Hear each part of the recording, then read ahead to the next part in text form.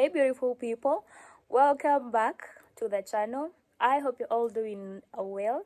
Happy New Year to each and every one of you. I would like to take this opportunity to thank each and every one of you who supported me in the previous year. I hope this year you're going to do it again and again and again.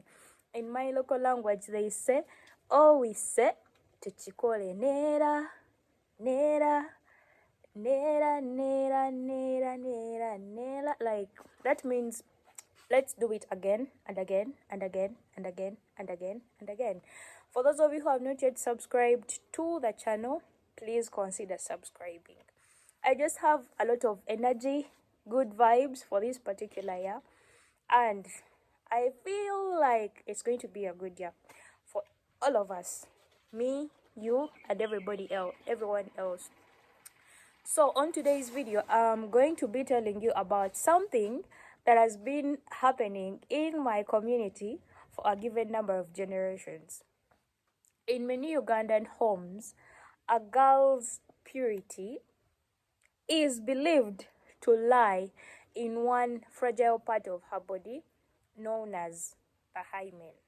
Now, for those of you who don't know what the hymen is, the hymen is just a very thin, soft tissue inside the opening of the female's reproductive part. The hymen, by the way, has no major biological purpose, but for a given number of generations, an intact hymen was used to test and see if you are a virgin or if you're not a virgin. Don't you think that's kind of sad? Now let me tell you something interesting about this soft tissue. Some girls are born with it, some girls do not have it, and that is normal. The hymen can stretch, and in some females it is naturally elastic. Did you know that? I guess you didn't know. The hymen can stretch or tear from simple things like riding a bicycle, swimming, or even just growing up without having sexual intercourse. It can break from using tampons, climbing trees. I guess that's why in the community where I've grown up from, girls are not encouraged to climb trees, to ride bicycles, to herd goats and cattle, because running after a goat or a cow, man, you can fall and your hymen can tear or it can stretch.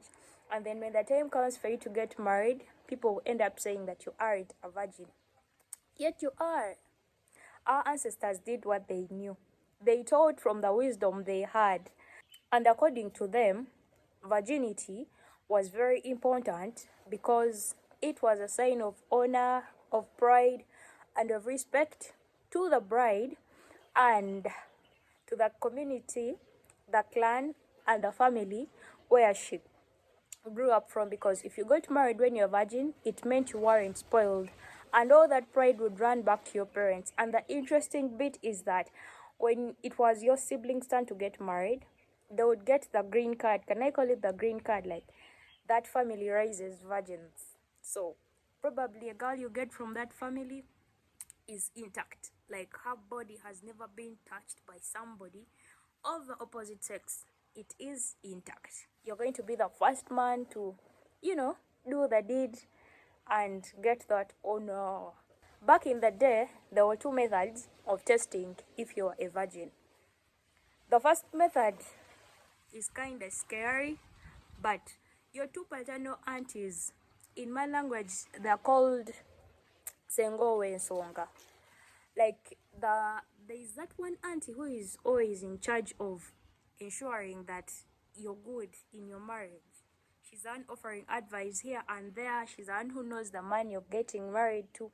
Like, she's the one you tell all those relationship related things, so that she can deliver the message to your parents or to your dad. In most cases, girls fear to tell their relationship ish to their parents directly. So that paternal auntie was the trusted member of the community that the girl would tell all her secrets. Now, that auntie was in charge of preparing you for marriage, and one of the things she's or was supposed to do is to test if you're a virgin. they would get 2 fingers and they would insert them inside your reproductive part and check for the laxity of your vaginal wall. That was one way they would test for virginity. They would test and see if that soft tissue known as the hymen is still there, up there inside. That's one way.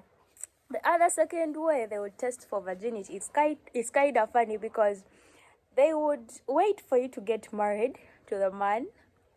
Then your 2 paternal aunties would go with you to your husband's household. On your first bridal night, they would sit at the door waiting for you to get deflowered by your husband. They would sit and wait for that bridal cry of pain as your hymen gets ruptured from doing the deed. And when you cried, they would know that, yeah, she's a virgin. And they wouldn't leave. Those 2 aunties would wait till morning and they would come inside your marital bedroom and check the sheets to see if they actually got stained. If they got stained, that was a sign that you got married when you were still a virgin. And they would get that stained sheet, wrap it up, put it in a calabash, and take it back to your parents' house. Now, this gets me wondering, this gets interesting in such a way that I don't think I would accept somebody to take my blood away just like that. I don't think I would.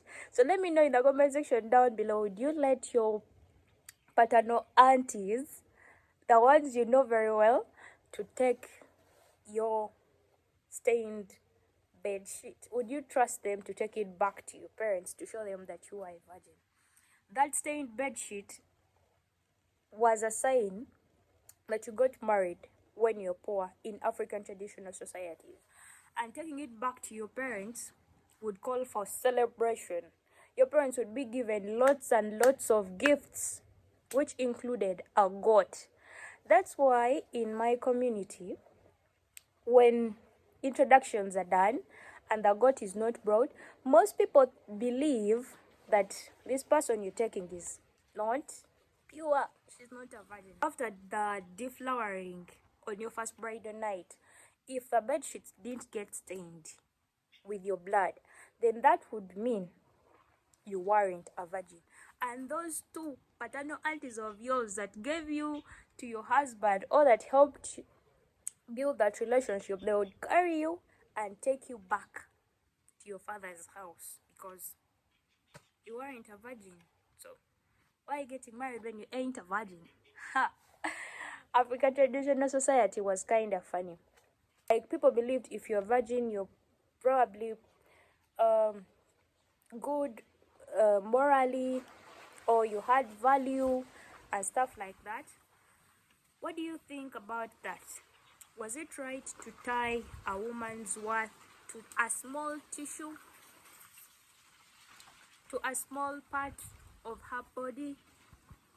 Let me know in the comment section down below. Have you heard of virginity test rituals? How were these things done in the community where you grew up from? What I like about people of today, especially women, they are learning that their worth is not found in their body, but in their heart, in their choices, and in their truth.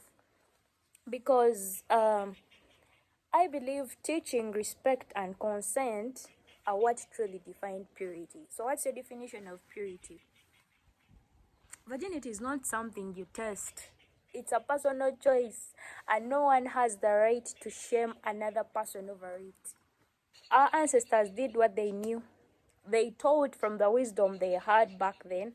But now I guess it's our turn to teach the truth with love, to protect our daughters, females, our friends, with the knowledge we have, and to respect every woman's body without judgment. Because purity is not about bleeding. It is about being true to yourself. Thank you so much for watching. Let us meet in another video. I love you guys.